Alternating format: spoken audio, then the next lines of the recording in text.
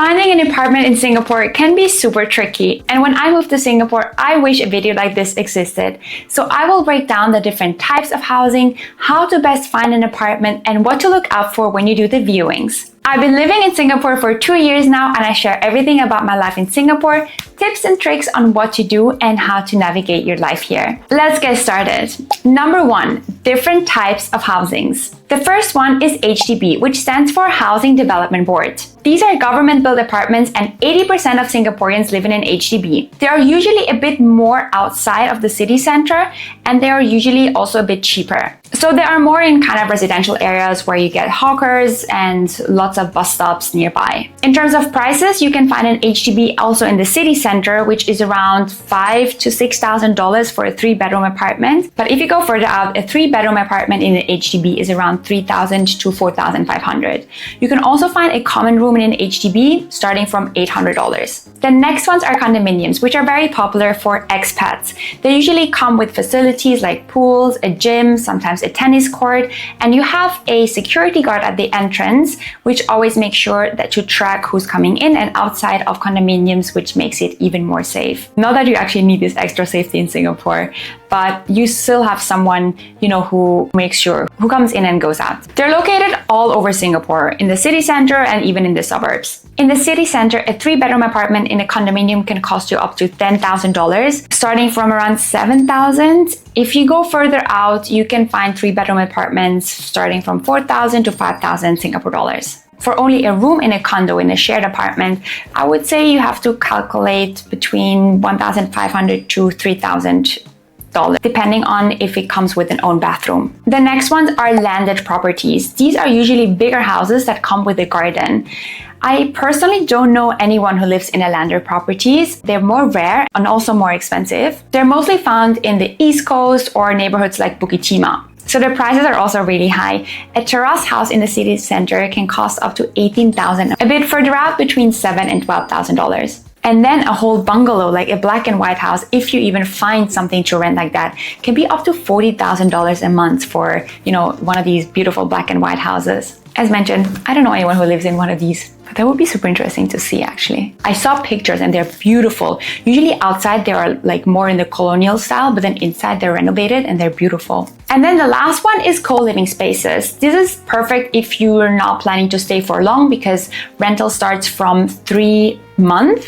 Very important to note here is that Airbnbs are not allowed in Singapore. So short-term rental is a big issue in Singapore. But these co-living spaces give you an opportunity to stay in a place for 3 months. For example, Figment Living is a good company. Cove is one of them. Hamlet or Live. I once lived in a co-living apartment, which was shared with 4 other people. I had my own bathroom and I paid 3,000 Singapore dollars for a room. It was with a shared kitchen and a shared living room, but I had my own bathroom as mentioned. And it was at a very good location. It was at Center Point. So $3,000 was a lot at that time, but it was mainly due to the central location. So prices for co-living spaces range between $2,000 to $4,500 depending on your own bathroom, this location, how many people you share the apartment with. I can recommend, I think it's if you come to the city and you're looking to meet new people, I think it's a great way, but also you get the risk of, not having the best flatmates. I'm very picky. I'm very clean. I like it when people are clean as well. Number 2, I'm going to talk about the current rental situation in Singapore.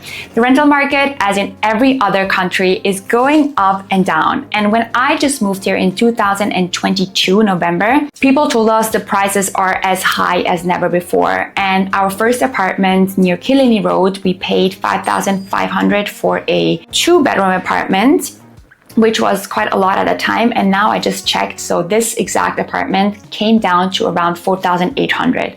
So prices are coming down a little bit, but still a lot of people want to rent an apartment. It's very competitive and the good ones are rented out quite fast. So if you want to find a good apartment, you need to be fast and decisive. Something important, and that's very different to a lot of other countries as well, is that landlords usually want you to sign a 2 years contract. You can negotiate down to 1 year, but then usually you also have to pay a higher rent. So we were able to negotiate the price down from $5,800 to $5,500 because we said we're going to stay for 2 years. But don't worry, it doesn't mean you have no possibility to get out of the contract. There is a so-called diplomatic clause that if you are an expat and you have to leave Singapore, you can make use of that clause and you can get out of the contract earlier. You can find a subtenant who takes over your lease, then you're also good to go. Number 3 is my step-to-step guide on how you find your perfect apartment. So the first step is going to be you have to decide on your budget.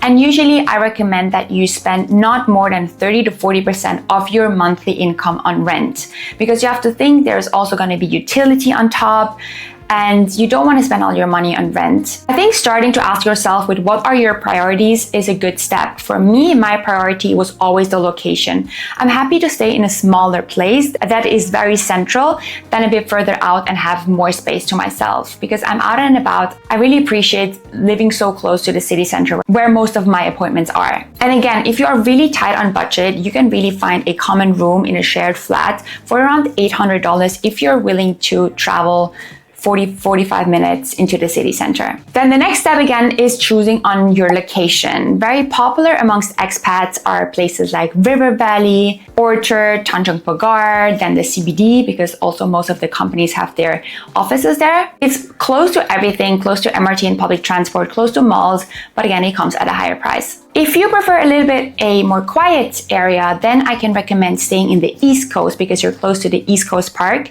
But also Holland Village is very high in demand because they've built a new mall there. It has good food. And then Bukit Timah again is a bit further out, but you find good and affordable places. Always make sure that if you need public transport, how is it connected to MRT station, to bus stops, because that can actually make a significant impact on how long you travel to your work. I was staying in River Valley at a different location, which was almost like closer to the city center kilometers wise, but because it wasn't close to an MRT station, I had to walk 15 minutes. It took me very long to get to places. Whereas sometimes if you're just close to an MRT, then you're faster in the city center. So keep that in mind. The next step will be that you have to search for places. And some websites I can recommend is Property Guru, 99, and most importantly, Facebook groups if you look for a shared flat. There are so many groups like Rooms in Singapore, Rental in Singapore, Finding a Room in Singapore, I think. I will link them on the screen here. And there are really so many people offering their room or looking for flatmates. You can just post there. I posted there and I actually got great response, so I can recommend that. How I find my current apartment was actually through Instagram. I posted a story about saying, hey, I'm looking for a place to stay. If anyone knows anyone, please contact me. And I got so many replies from people wanting to help me to find a place in Singapore. I'm still very emotional about this topic until today because I got so much help from strangers. I even got strangers offering me their room, like at their mom's place, for free. They offered me a place for free.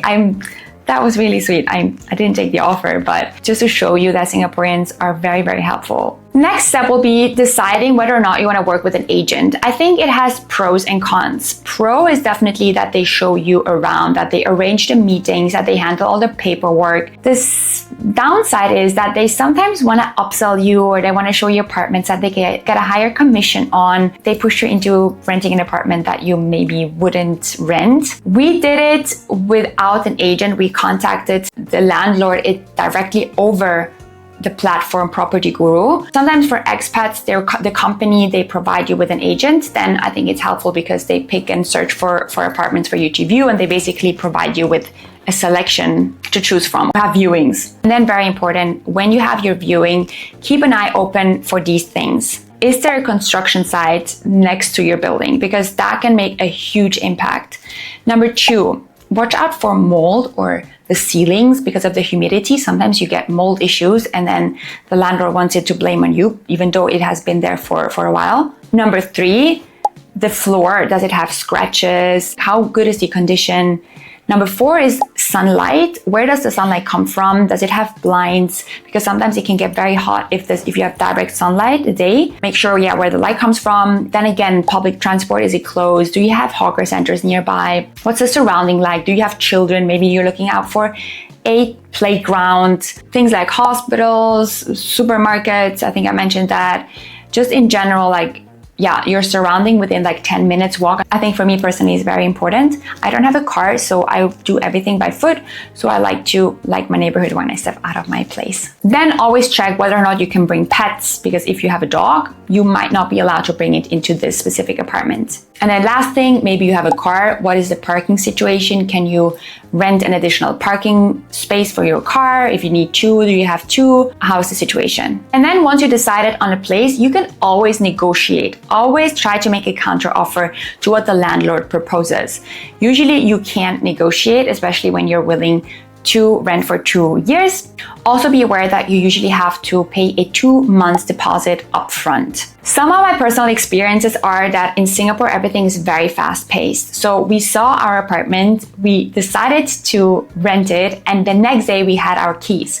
So it's not much use of trying to look for apartments 3 months in advance, because things change so fast. And if the apartment is available, you can literally move in the next day. I actually lived in 4 different areas and apartments here in Singapore, and I have so much to share about my personal experiences. So if this is something you're interested in about why I was moving places so many times, and I made some bad experiences as well, to be honest. Oh my God, that one girl I lived with was a nightmare. But this is a bit of a longer video, so let me know in the comments if I should make a separate video about my personal experiences. So my final thoughts about renting in Singapore is, if you keep an eye open on the things I mentioned and you know your budget, you know what you're looking for, I think it isn't super hard to find a good place. There are so many apartments, there are a lot of condominiums with lots of units. Just don't expect to visit one place and then that is it. Sometimes you have to view 10. And if you can, always visit in person, because just by videos, you don't get really the feeling of the apartment, and you cannot check for noise, you cannot check for your surroundings. So I really highly recommend to visit in person if you can. If you live abroad, ask someone who lives here to take a video for you and make sure all of these boxes are ticked. Yeah, that's about it. On Swizzyinsg on Instagram, I share a lot more about Singapore, where to eat, what to do, my favorite things about Singapore, and always drop me a DM if you have more questions. And watch this video up next, because the algorithm thinks you might like it. Thank you so much for your support. By just liking this video, you already helped me a lot, and subscribe if you want to see more. Bye, see you in the next one.